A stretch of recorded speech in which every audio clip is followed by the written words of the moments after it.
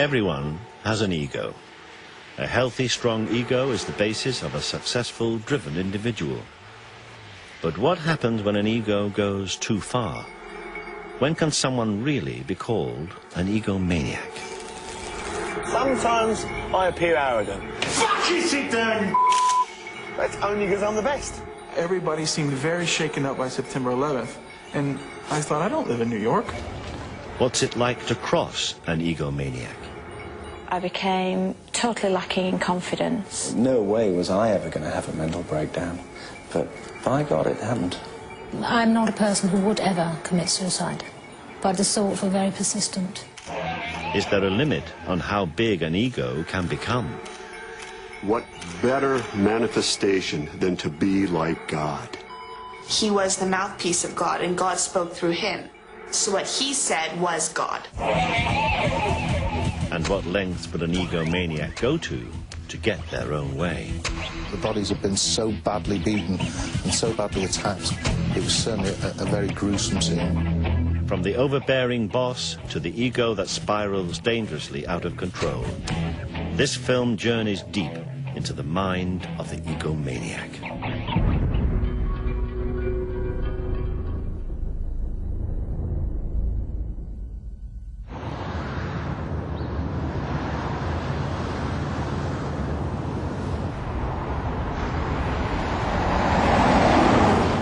It's all right to be arrogant as long as you're not ignorant and you're the best at your job. Okay? And I am the best at my job. So sometimes I appear arrogant. Okay? That's only because I'm the best.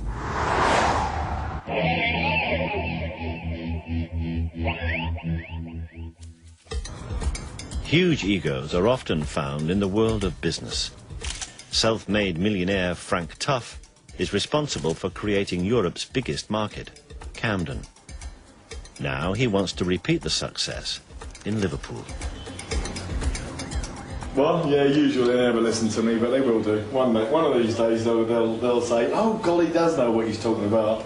Oh, no, you look after yourself. God bless, mate. Till that way. Bye-bye.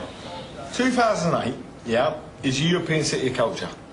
1.5 million more people will come to Liverpool that year, just like they did to Glasgow. Why are they coming back? Tourism. And that's what we're about. Tourism, okay? We will create the biggest tourist attraction outside of London. Hence, people will come here. I can bring an extra 200,000 a week into Merseyside, which is half their population.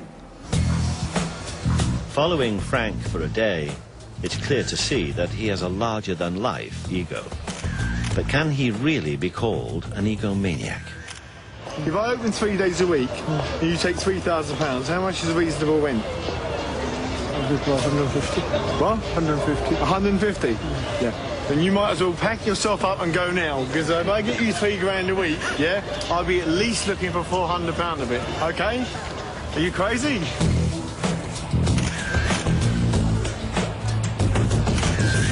Yeah, he came in, I swear to God, he said, fuck you, fuck you, fuck you, fuck you. And I was, please, take a seat, mate. Just please take a seat. Fucking sit down, you and I'm sorry for using that C word, but, you know, just lost it. And then by the time he got halfway down the corridor, I got past him. So, my brother's like, Frank, don't hit him. I can go from meek and mild to complete nutcase like that. Okay? And back to meek and mild like that. Yeah? And that's the only way you can do my job. Frank Tuff has got the biggest ego you will ever see in a man. He thinks he is the best at everything. He is, no matter what you've done, where you've been, he's done it and he's done it better. He's the best skier, he's the best racing driver, he's the best boxer, he's the best market operator, he's the best in bed, he's the best at life, he's got the best girlfriends, he's got the best car, everything you can think of, he thinks he's at the top. And sometimes I think, come back down to earth a little bit. For many, Frank might appear as the ultimate egomaniac. But in today's society, the term is often misused. The true definition of the word relates to something far more sinister. Professor Jeremy Coyd is a forensic psychiatrist. He studied the ego for over 40 years. From teenage truants to mass murdering psychopaths, he's experienced the full spectrum of what the ego is capable of. Ego is a total necessity for all people, that unless you have some sense of yourself and then some sense of importance and individuality of yourself, you have enormous problems. You have enormous problems in life, coping, and you have enormous problems in relating to others. Egomania is an interesting term which is not used by psychologists or psychiatrists. It actually is something that goes back to the 19th century, the idea of being essentially mad in narrow areas of life and behaviour. Egomania, I think it is the layman's term for narcissistic personality disorder, yes.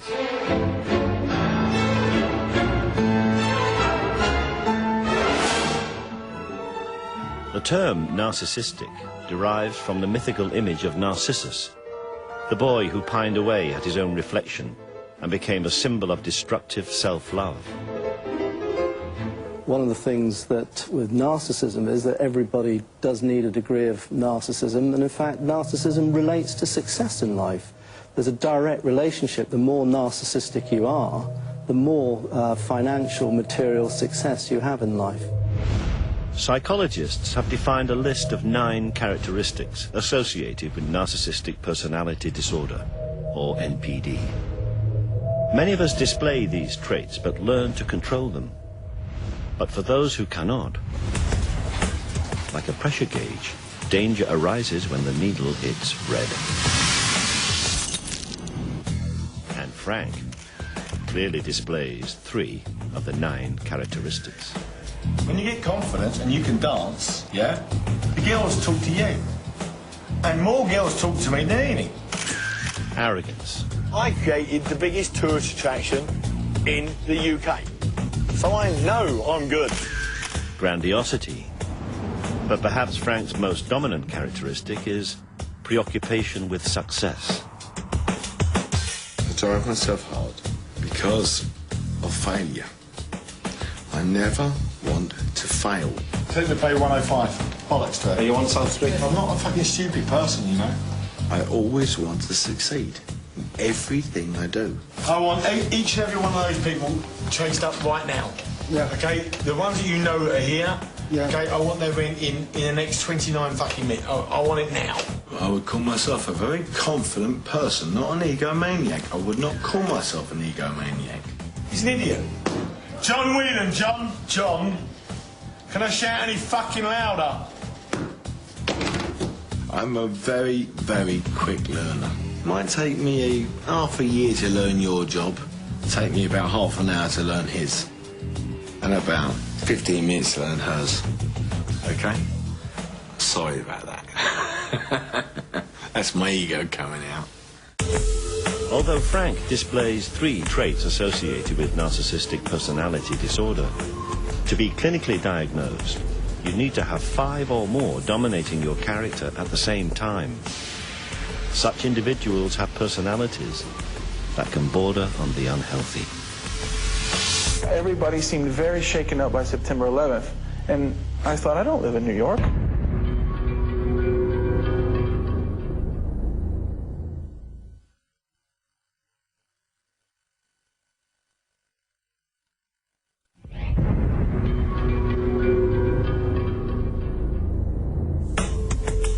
There are 9 characteristics associated with egomania, or as it's clinically known, narcissistic personality disorder. For some, these are controllable, and like a pressure gauge, having 5 or more, all in the red, can define an individual as having NPD. In other words, a true egomaniac. Frank displays the larger-than-life ego that many of us are familiar with.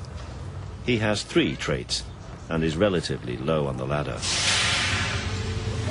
But adding just 1 more trait can make a dramatic difference. I'd hear about some disaster and people would go, oh God, I can't believe it, and they'd be obviously shaken. I'd be like, you know, I'd stare around and I'd be like, so what?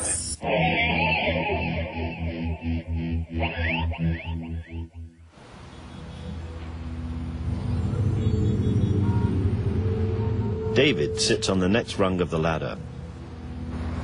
He has 4 characteristics associated with NPD, and the most dominant one is a lack of empathy. For fear of losing his job, he wishes to remain anonymous. I felt it very much on September 11th, as a matter of fact. I mean, everybody seemed very shaken up by September 11th. And I thought, I don't live in New York. And I thought, boy, this isn't normal. Normal people don't feel this disconnected from the rest of humanity. I mean, they're not this selfish. Because people in my town were gathering out on the street and hugging and crying on September 11th. And I was just like, wow, something's definitely wrong with me, you know, because I'm not getting this. Lack of empathy is one of the key features of NPD. It's very subtle. They don't really care. They don't care if you're hurt. They won't be sad if you're heartbroken. These individuals are ultimately unable to love. They don't have true, deep feelings of caring for others. But actually, lack of true feelings, lack of feelings of guilt, lack of feelings of remorse in the more severe cases of NPD can actually facilitate you getting what you want. If you don't feel sorry because you've hurt somebody or somebody's lost because you've conned them or you've committed a fraud, then what the hell? You get on. David's lack of empathy not only affects his outlook and attitude to others, it also affects his perception of himself.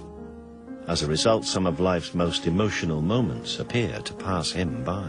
I went to my father's funeral, and people, you know, who are barely related to my dad are standing around crying. I wasn't happy that my father died, but, I mean, I wasn't upset enough to cry. And I don't know why that is. I mean, because there's a certain amount of emotional barrenness involved in narcissism. Even what many consider to be the happiest day of their lives leaves David cold. When I got married, from the time I took my vows, I had no intention of being emotionally faithful. I had no intention of being emotionally committed. I probably had no intention of being physically faithful. It was really like I was just doing it because it was expected. You know, like, you want me to get married? Fine, I'll do it. You know, I will show up. I'll go to your wedding, but and I'll say your words, but it means nothing to me. If I meet a bridesmaid there, I don't know what might happen. David paints a lonely existence of someone who has just 4 traits of NPD. To be clinically diagnosed, you need 5 or more. So, how can one tell?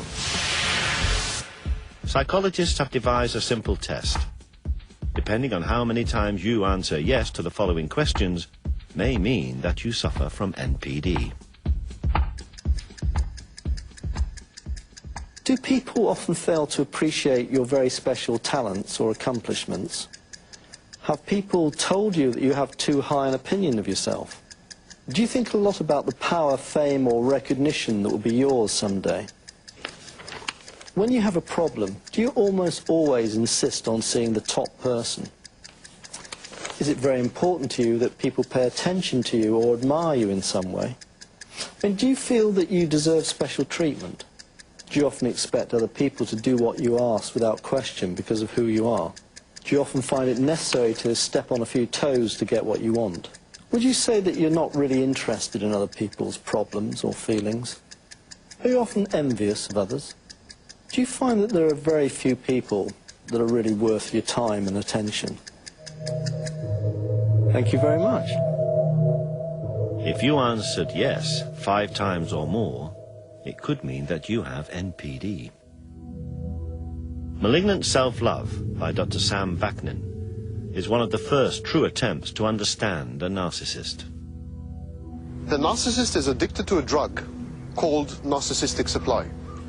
Narcissistic supply is a fancy term, and it describes all forms of attention, both positive and negative.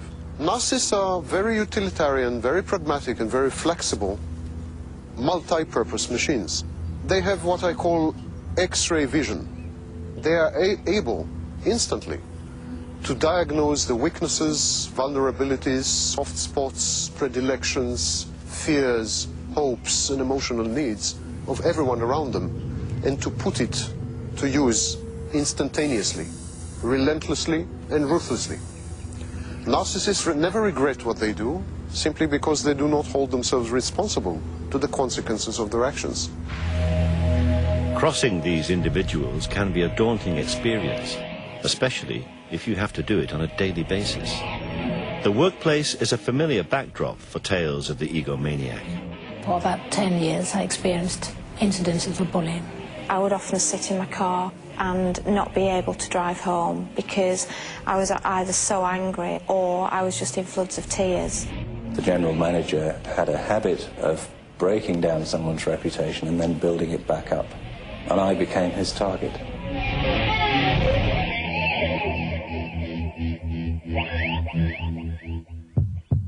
Charlotte was once a successful personnel manager for a high street store. Soon her dream job turned into a nightmare when her female boss began to make her life unbearable. When I first met her, she was extremely charming, very friendly and personable, and I felt that we would have a very strong working relationship. It was within a couple of months that things actually started to change.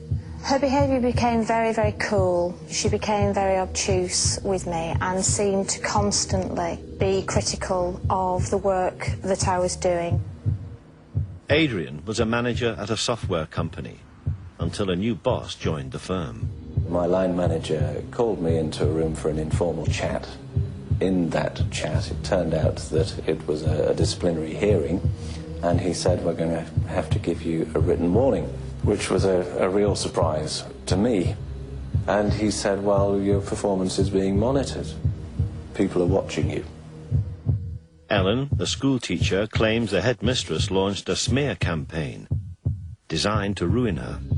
The daily inspections became very much an intrusion in my relationship with my pupils. That was what was the most difficult part of it. It made me feel very nervous. It made me feel I was being watched. The black shadow coming into the classroom. Most narcissists become bullies in the workplace. They taunt, they torture, they sadistically inflict pain, sometimes unnecessarily, mainly on their underlings. They are obsequious to the higher-ups and sadists to their underlings. I became totally lacking in confidence. I was feeling ill. I felt crushed. So I knew that I was under greater pressure than I could bear. I didn't feel like getting out of bed. I became extremely explosive at home because I was a complete nightmare to live with. No way was I ever going to have a mental breakdown. But by God, it happened. I'm not a person who would ever commit suicide, but the thoughts were very persistent.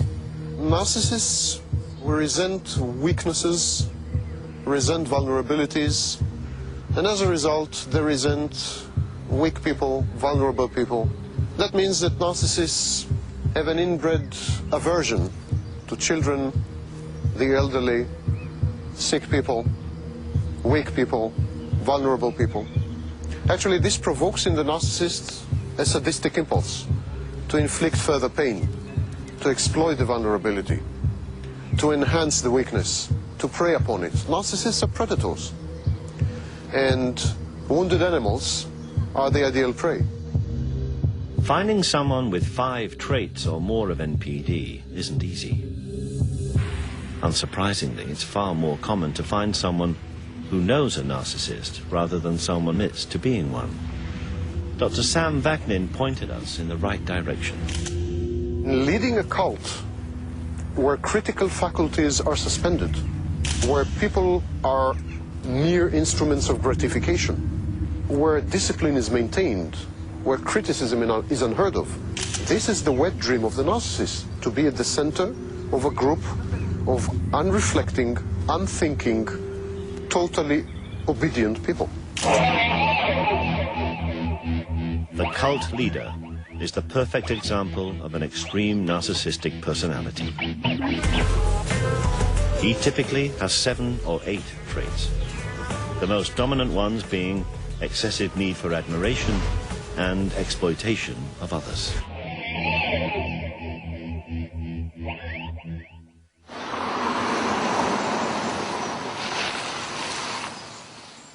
Bob Pardon has studied cults for 15 years.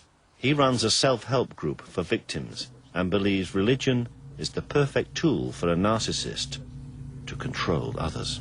We're going to be dealing this time with narcissistic personality disorder. And a number of years ago, Judy and I came across the material of a man by the name of Sam Vaknin. And you've probably never heard of this man before, but we have found that his material has been extremely helpful to us in working with folks who have come out of destructive groups. Well, from our perspective, the profile of a cult leader seems to fit almost like a hand in a glove a narcissistic personality disorder. MPDs are drawn to cult leadership primarily because religion is tailor-made for their fantasies. What better manifestation than to be like God? Of all the cult leaders, it would be hard to find a bigger egomaniac than David Berg. His cult, the Children of God, which he founded in 1968, ended up mirroring his own worst narcissistic characteristics. It soon became a global movement, expanding to over 130 communes. But for many, it was a prison of exploitation, abuse, and mind control. Some examples of David Berg's narcissistic personality disorder. He certainly had grandiose feelings. I mean, he felt that he was called by God as God's end-time prophet. He was predicting the end of the world numerous times. He was certainly obsessed with fantasies of unlimited success and fame. So there are numerous examples of Berg fitting NPD across the board. For those born into Berg's cult, they had no choice but to follow his idealism, such as the Jones sisters, who witnessed Berg's extreme narcissism from an early age. It was not that Berg was replacing God, it was that he was the mouthpiece of God and God spoke through him. So obviously we couldn't understand God, we were just, you know, the stupid children, and he was the one that was going to explain God to us. So what he said was God. David Berg often said that he was the only one with the wisdom. He was the only one who could interpret biblical prophecy. He was the last prophet of the end. Many religious cults result in mass suicide, but sometimes they are havens for something just as sinister. Berg created his own Bible in order to spread the idea of promiscuity. He was involved in all kind of sexual deviancy. He glorified just sex on a level that is beyond understanding practically. Berg even used his wife Karen to entice new followers. He got this idea, him and Karen Zerby would go out to nightclubs and stuff, and he would get a kick and enjoy watching her flirt with these younger men, or men her age, and you know, and he thought it was a good idea that she should take them back to the hotel room or house and sleep with them. You know, he didn't sell it to the membership as prostitution, he sold it as flirty fishing. He was the fisher, the women were the bait with the hook, and these lonely men, lots of money, were the fish. Berg's idealism began to catch on. As the membership grew, shockingly, Berg removed the age limit for sexual partners. Sex was just a part of life. It was all around you. The adults were walking around naked. They were having sex right there every single night in your room. Your teacher would have sex right there. We'd have classes, live classes demonstrating how to have sex, teaching us. We'd have date nights where we'd pair off even as little 2-3-year-olds and, you know, have mock sex, basically. Except for some of the kids actually were doing it realistically because they'd been taught in a live class. You know, I had to be aware that an adult man was in love with me, and I was only 6 years old. If there was an adult male in the commune that took a fancy to you, you couldn't do much about it, really. In some cases, even if it wasn't forced, if you weren't raped, it was still abuse because it was an abuse of power. All the adults, there was no one that you could go to complain if anything did happen. Incredibly, Berg led the Children of God for a quarter of a century before his death in 1994. Some will never forget his narcissistic personality. His legacy to our generation is just a lot of pain. I've seen so many hurt individuals. I know a lot of our generation have committed suicide or gotten into drugs, or, you know, it's messed up their lives completely, and a lot of brave ones who have moved on and made something of their lives, and it's very commendable. But to our generation, only harm has come out of David Berg's teachings. With at least 7 out of 9 possible traits of NPD, a cult leader is a dangerous example of a narcissistic personality. But what type of individual would have all 9? Never before has anyone been diagnosed with the full set. Until now. Normally, most individuals have 1 or 2 of the characteristics of narcissistic personality. Brian had 9. All 9.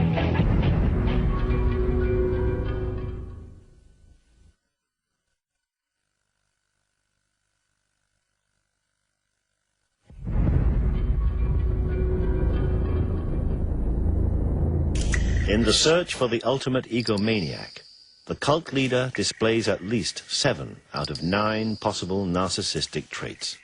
Usually, with hundreds of followers, the cult leader is easy to spot.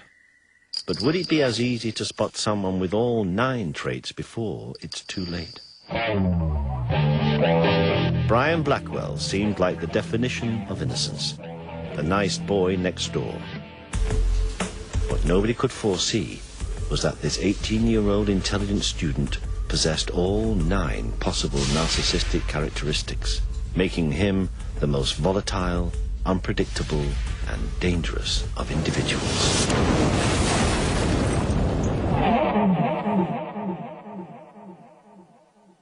On the 6th of September 2004, the bodies of Brian and Jackie Blackwell were found in their home just outside Liverpool. It was certainly a daunting scene.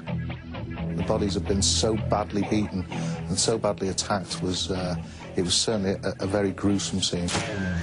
There was a strong smell of decomposed bodies. There was a great deal of fly activity in the house. And it was quite a remarkable scene in so much as that it was a house that had been closed up. As it turned out, probably 6 weeks earlier the murders had been committed. So in actual fact, it was quite a disturbing sight. There were substantial amount of injuries and wounds to both Mr. and Mrs. Blackwell. I think they used the term frenzied attack, and that's perhaps used quite commonly these days, but certainly there were numerous injuries to both of them. Police began to investigate the murders, and it wasn't long before Brian Blackwell Jr. became a suspect and was interviewed.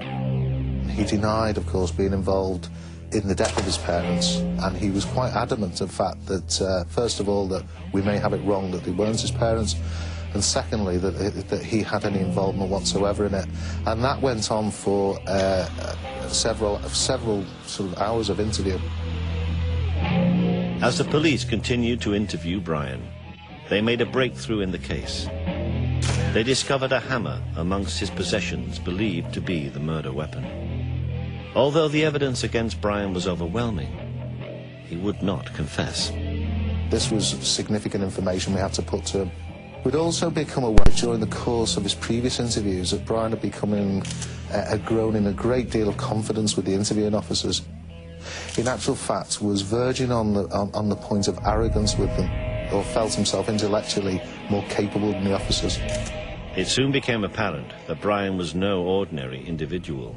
After being psychologically examined, he was diagnosed with narcissistic personality disorder.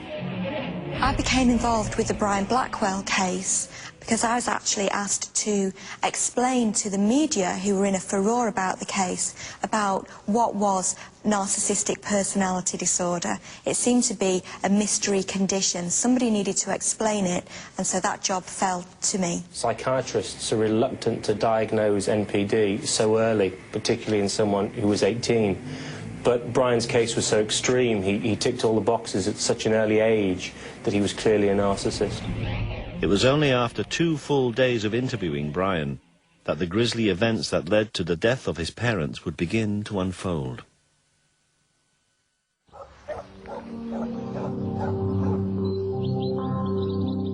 From an early age, growing up in Melling, Brian's behaviour didn't go unnoticed. I always thought he was a bit strange. He didn't dress like a trendy teenager, nothing like. It was like trousers and shoes and... A bit like an old man. A jumper, like them Pringle jumpers, like stuff like that he did there. Yeah. And he wasn't allowed to play with us either when we were kids. Like, he was always at home doing his homework and wasn't the average teenager. Yeah, or teenager, yeah.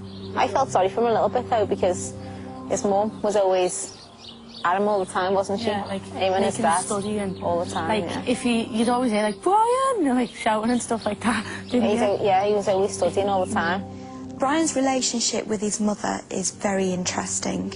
It would appear that Jackie Blackwell was quite a difficult person to live with. Most of her emotional needs were met via Brian. She doted on him, and she very much seemed to want to keep him as a younger child.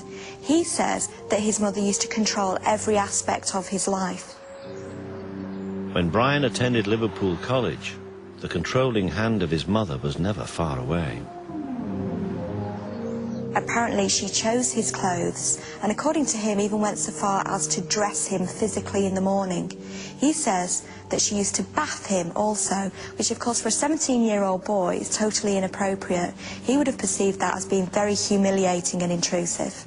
She ruled him. It was like she dressed him, she told him what to wear, she told him what to eat, what to, just how to do everything. In all these situations, the common thread is not recognizing the boundaries of the child, not accepting the emerging self of the child. The child is not allowed to separate from the parents. Brian Blackwell retreated very much into his fantasy world. So he would spend long periods of time in his bedroom, long periods of time at the weekend just with his parents. The patient creates a false self and replaces his true self with this concoction. He would fantasize about being a brilliant tennis player, somebody who was hugely popular and had all of the trappings of a successful sportsman. The patient then uses the false self to garner and collect narcissistic supply from people around him. Attention, adulation, admiration, affirmation, applause, and even notoriety and infamy are forms of narcissistic supply. Brian's false ego as an international jet-set tennis player took on a life of its own and soon gave Brian the confidence to meet girls. A very important development in the Brian Blackwell case was that he met Amal, a girl at college. Now, there was some competition for Amal's affections, and Brian felt that he really needed to impress her. He told her that he would buy her a car, and he did so. In order to do this, he needed to access money, and he had no money of his own, so he used any means necessary. Without his parents' knowledge, Brian emptied a trust fund to finance his make-believe celebrity lifestyle. He also employed her as his secretary. Now, this was a fictitious position. She believed that he was sponsored by Nike and Fisher because he was a tennis player. Now, he had no such sponsorship. He wrote a very long document detailing Amal's duties as his personal secretary, and he even paid her a cheque for £39,000, which obviously bounced because he only had 9 pence in the bank. The defining moment came when Brian invited Amal on holiday to the States to watch him play in a fictional tennis tournament. She agreed. Now, eventually, he had to stand by his word and take Amal on holiday. And so I think it's significant that the death of his parents occurred the night before he was due to go away. Secretly, using his father's credit card, Brian bought 2 plane tickets to New York over the internet. But after finding them, his parents decided to confront him. Brian? On this particular occasion, Brian says that he simply snapped. Never criticize the narcissist. Brian. Never disagree with the narcissist. Brian. Never hint that the narcissist is powerless. What this was all about. That the narcissist is ignorant. That the narcissist is incapable of doing something. He had been hanging pictures, so a hammer was nearby. Brian picked up the hammer and he attacked his father.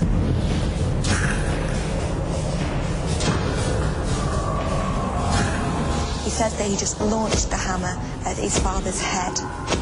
Now, it seems that his mother came into the room because she was aware of this melee, and she came armed with a knife. Brian says that he took the knife from her, hit her with the hammer also, and then he stabbed her. He stabbed her around the neck, the chest. He then returned to his father and he stabbed him in the throat and in the chest. He stabbed him at least 23 times, and the force of the blows were quite phenomenal. In fact, his father's false teeth were knocked clean out of his mouth by one blow, which also fractured both sides of his jaw. He dragged his mother by her feet, very unceremoniously, into the bathroom.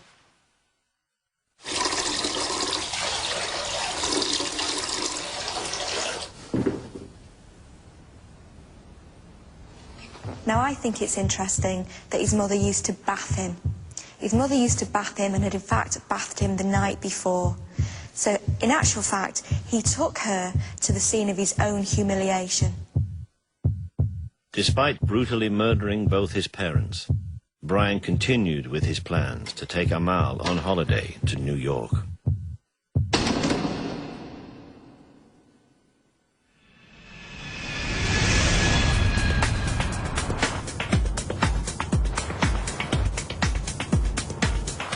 One of the most incredible features of this is that, having killed his parents, that within a very short period of time, he seems to have been able to switch off this awful event, meet up with his girlfriend, go on holiday, to the extent that he then spent almost 2 weeks with her, where she never suspected for a moment, apart from one incident she recalls, that he seemed to be getting upset and went into the bathroom and came out minutes later and was fine. And he was able to put this whole horrific event, to the back of his mind. 2 weeks later, Brian returned to the house. He actually went back into the house to get something whilst his parents were there and then came out again. Now, at the time he did that, the parents must have been in an extremely advanced state of decomposition. And yet he was able to sort of deal with that, come away and then carry on the facade. It was quite bizarre. Finally, after 2 days of questioning, Brian confessed to killing his parents. His case made British legal history. Narcissistic personality disorder was used for the first time successfully as a defence against murder in Brian's case. Brian was convicted of manslaughter and not the murder of his parents. The court accepted that his responsibility for his actions was diminished by the fact that he had a narcissistic personality disorder. Although Brian Blackwell's charges were reduced, it seems unlikely that he will ever be released. He certainly cannot be interviewed. Actually talking to someone who suffers from all 9 traits of NPD, who wasn't a cult leader or already in prison, appeared to be an impossible task. Narcissists never admit their faults. Narcissists never accept responsibility. It's not like the narcissist is likely to come forward and proudly say, I'm a narcissist, and it's not something to be proud of. And it's not something the narcissist admits to. No, forget this. It's very bad. Bloody hell. Just a second. These kids, shoot them. However, sometimes the answer can be staring you right in the face. Listen, if the answer is not what you expected, cut camera. I repeated it 17 times. Cut.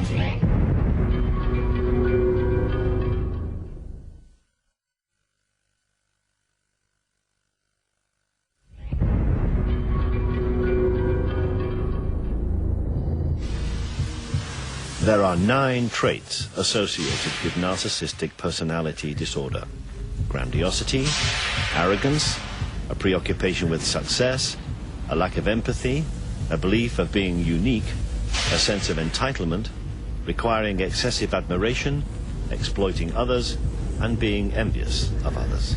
Until now, it seemed as though interviewing someone with all 9 traits wasn't realistic. By definition, it would make them an extremely dangerous individual. But after 2 days of interviewing the world's leading expert on NPD, it soon became clear why Dr. Sam Vaknin was such an authority on the subject.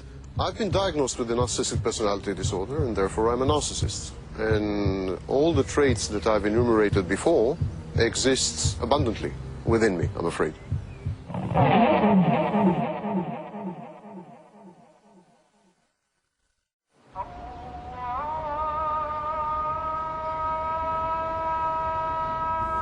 We had finally found a level 9 narcissist.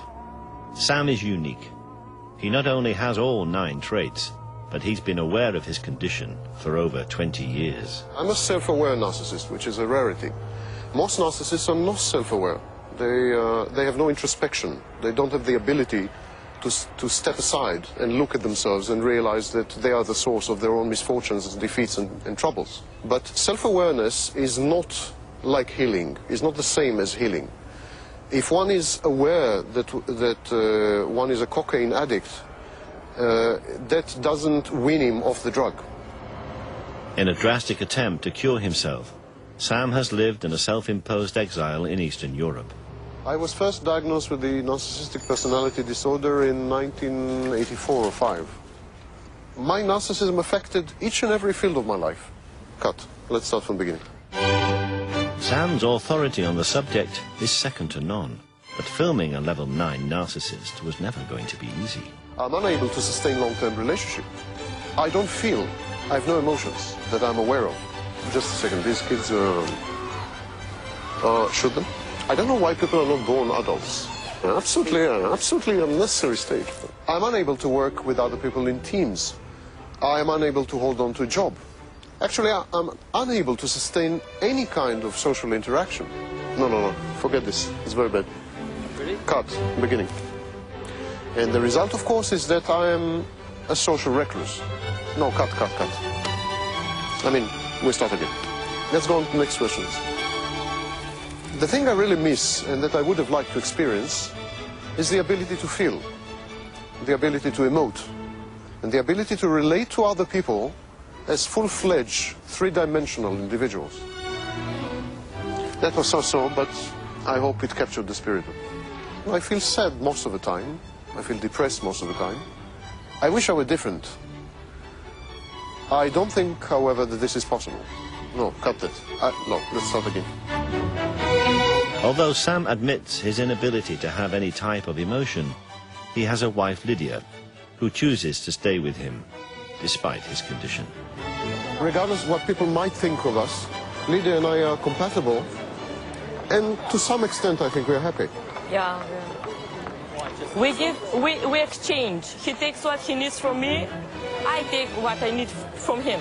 My father was extreme narcissist, so I developed some senses how to cope with him, to be, peaceful, to avoid shoutings, to avoid verbal and to avoid physical abuse by his side. Can you hear me? Yeah. Yeah, the noise is not... No, I mean, but the noise is not... No, it's fine. Right. Why you are so aware of the environment? Why does it disturb you? Why does it disturb you? I fully realize that if the kids scream or music starts... Look, it's not your business. Someone else takes care about it, so enough. But I'm not in control. Yes, so no, you are too much I must be in control. You must have control of everything, so it's not that I must direct Mark, directing me. Yeah. I need to be in absolute control. I need to be in absolute control of people, I need to be in absolute control of situations. I am a control freak. You are directing this film. I don't like that. I want to direct this film. I'm the authority, I'm the supreme authority. I'm far superior to you, I'm omnipotent, I'm omniscient, And you are challenging me, not by doing anything. You're a very nice guy. But you're challenging me by your mere existence and by your mere position. You're telling me what to do. Because I need to be in control and because I'm grandiose in my self-perception, I challenge authority all the time. And because I challenge authority unsuccessfully all the time, I rage.